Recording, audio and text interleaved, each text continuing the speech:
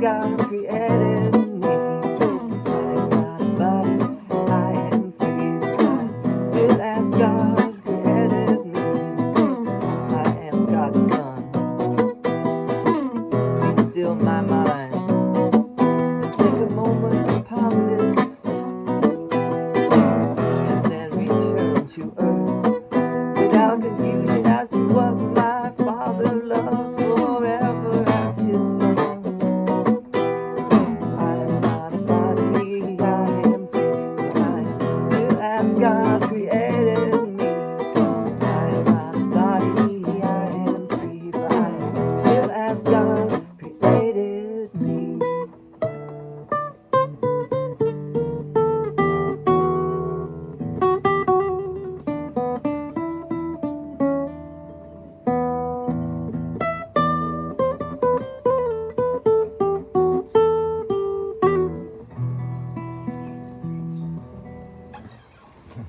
All right, I am not a body, I am free. We're on lesson 219 of the workbook, review number 6. We're almost at the end of this review now, and this one just restates the same idea.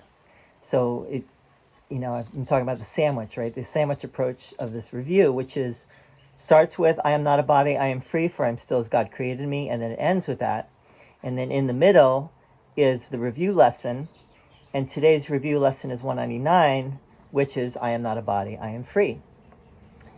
And then you have Jesus' new commentary, because he gave a commentary before on that.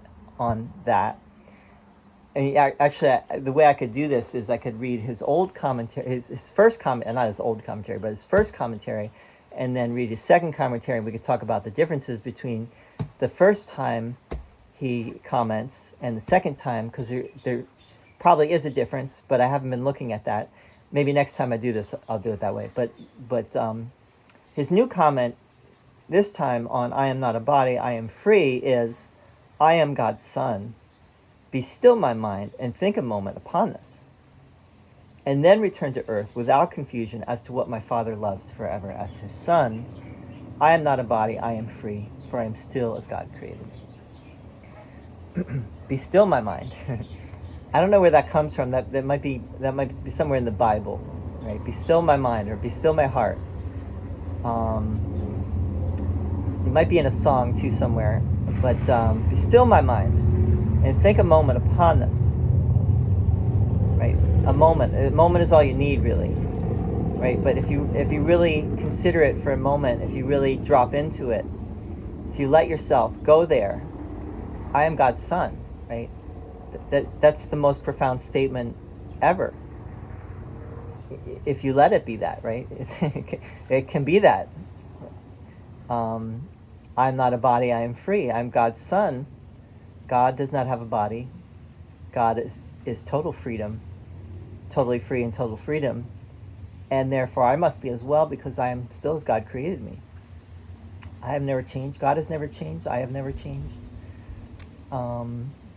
So where from this sense of suffering that I have, right? Where is the sadness coming from? Where is my my depression and my despair and my angst and my anguish over living coming from, right? If that is true. And can I experience that even while I'm here? Can I have that experience of that momentous, let's call it a momentous experience, right? It only takes a moment or an instant. We could call it a momentous or an instantaneous experience, where you just remember, and you know that everything's all right. Everything is not going to be all right. It is all right. Right? A lot of songs say, it's going to be all right, like the Bob Marley song, right? 3 Little Birds. And don't worry about a thing, because everything's going to be all right. That's true, right? That's also true. But it's even more true to say everything is already all right. And I can't see that right now, because because I'm not ready on whatever level, right? I'm still, there's some things that I need to address before I can really say that that's true, right? I don't feel like everything's all right. so if I don't feel that everything's all right, how can I say that that's true? And so these lessons are an invitation to drop in and to have that experience. And let's just say, let me bring in a few things here, which I think could be helpful. I mentioned in a previous video that I've been having a email correspondence now with an 84-year-old woman, and if you're listening, Marion, hello, and and thank you again for our connection.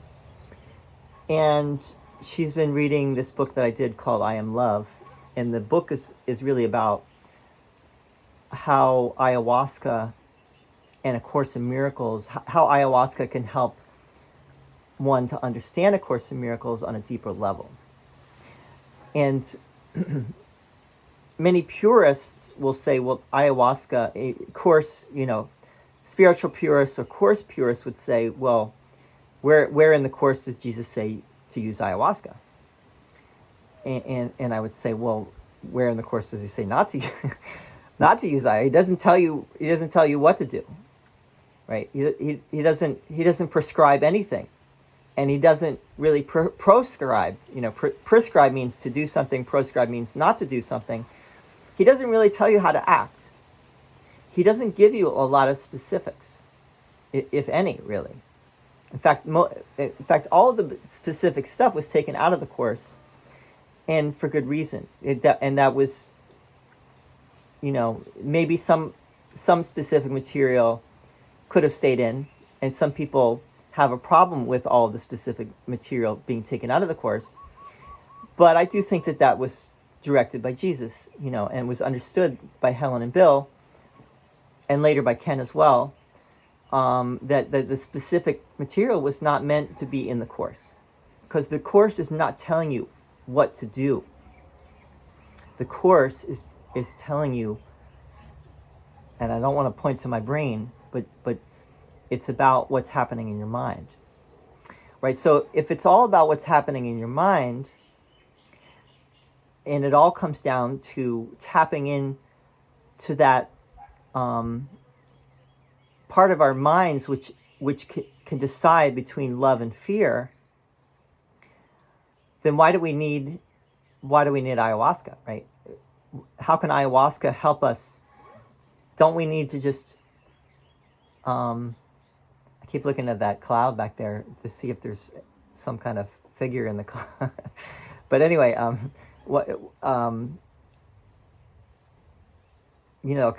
Course purist would say, well, ayahuasca is magic, right? Ayahuasca is something external that you take to help you when you don't really need anything external. It's all in your mind, and I would agree, and that's really I think what the Course is getting at us to.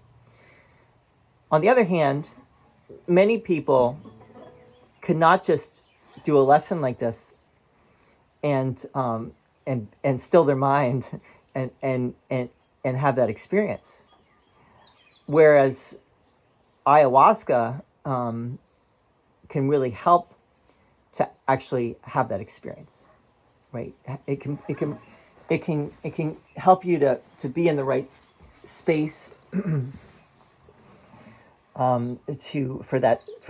those kinds of experiences to come. I think the problem that might be, or the obstacle that might get in the way there is becoming dependent on ayahuasca, or thinking that ayahuasca is the be all and end all, and I don't know if it is. I think what the Course is saying is that ultimately you don't need things like ayahuasca. You don't need LSD or mushrooms or any kind of psychedelic or any kind of entheogen, whatever name you want to give it, psychedelic or entheogen or mind altering or you don't need those things because you realize everything is dependent upon how you see it. But those things can actually be helpful in understanding what the Course is even saying, right? And getting closer to that experience of what the Course is getting at. Are those things necessary? No, but for some people, they can be very helpful. So that's what I would say about that. And I would, if you have any kind of judgment against those things, I don't think that Jesus would judge. I don't think the Holy Spirit would judge those things. Anything that could be helpful is helpful. And if it comes your way and it's helpful to you, then maybe it's right for you. And I would say not maybe, but it is right for you because it's coming your way, and it is something that can be useful. And I want to put a word in for Ari, as we talked about. It looks like you might have that available to you, and I want to say for you as well, and for anyone listening that might be considering something like ayahuasca. I think ayahuasca can be very, very useful, and I don't think that I would be where I am with the Course if not for the help of ayahuasca, to have some of these deeper realizations and experiences that are made possible from being in that ceremonial space and being in that place of the Mother Vine, right? The Grandmother Vine that seems to be in league with whatever, Jesus doing it with a Course. Ayahuasca seems to be in that realm, right? In that same realm. And you'd have to do it to see, right, what I'm talking about. But and I did a whole book. I published it called The Gospel of Ayahuasca, which really goes into more depth about these things. But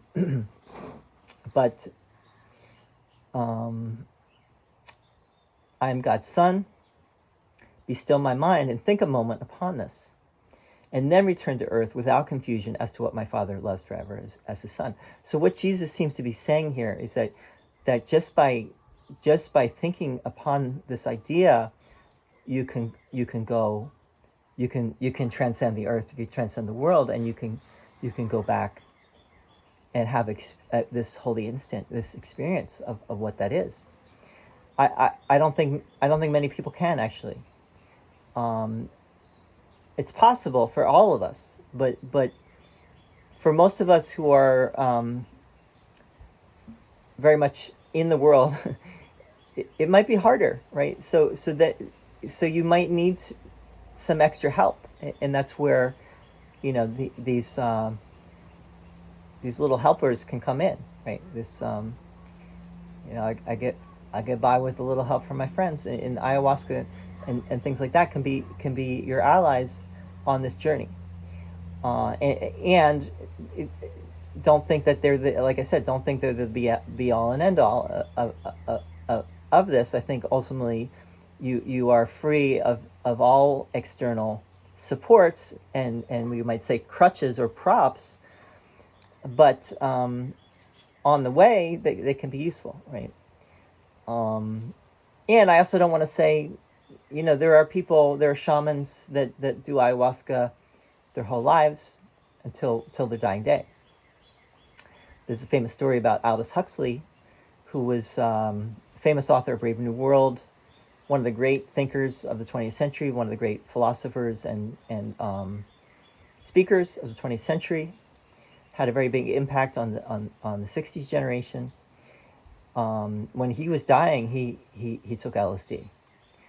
Now, I think that's a little crazy, personally, but that's what he decided to do. And he had his wife, I think, administer it to him. He was on his way out and decided I'm gonna do LSD on my way out. This was early '60s. I think it was like '62. And I don't think LSD had even really become a street, used by the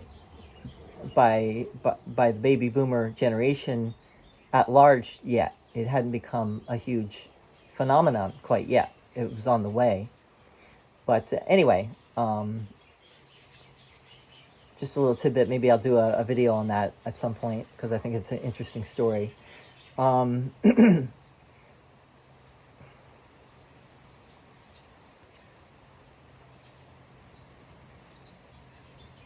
Yeah.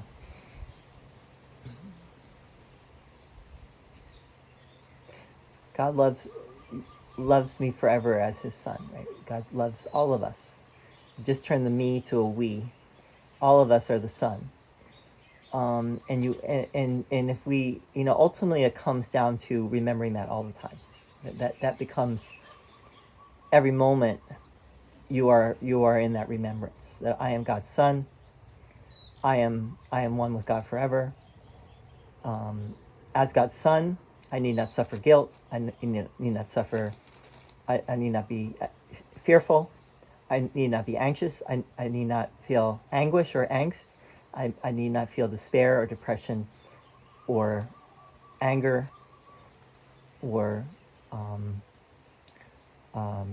regret or any of these things because I'm God's son. And that would be, where this course is taking us, is to that constant remembrance. And along the way, having that holy instant or that experience can be helpful because it reminds you that it's true. When you have that experience, you remember, oh right, it's true, and then you use that experience as kind of a guidepost for you, right? That from then on, you refer back to that experience, like when you get into your doubt, when you get into your anger, when you get into your ego mind, you remember, I know this is not true. That this is not what it is, right? This is not what I am. I'm God's son. I've had this experience now, and I can't go back. I can't return to that mindset anymore, even though I might start to, but I can't take that seriously anymore. So anyway, so much to be said about this. I hope this was helpful a little bit today. I wanted to talk about a Beatles song. I might do it on another video today. The song Rain, which I had really never really listened to or even looked at the lyrics until today. It's a very profound song from it was not on Revolver. It was the B-side of Paperback Writer in 1966, but it was during the Revolver sessions. And the Revolver album is considered to be one of the Beatles' best, like the top 4 or 5 albums that they ever did. And also, it was like a watershed moment for acid rock or psychedelic rock. And that song was one of the first times the Beatles used backward looping of the tape. And also, this is John Lennon's song primarily. It sounds like an Indian raga, very similar. He uses the drone sound, and it's very much. This is like before George started to do that. So it shows that John was actually, and it was influenced obviously by LSD. Shows that John was doing it even before George was, which I had never realized. And the song, the message of the song is just in line with the course. Saying whether it's raining or whether it's sunny, it's all the same, right? Everything is a state of mind. So I might do a little video about that today. We'll see if I get there. Just do a short version of this.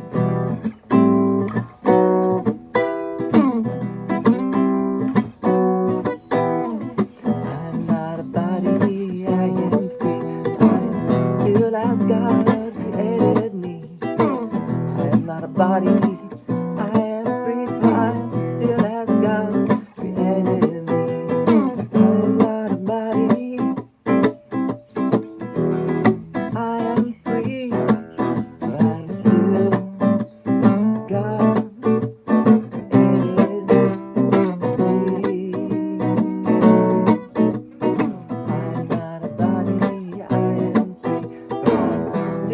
God created me. I am not a body, I am free, but I am still as God created me.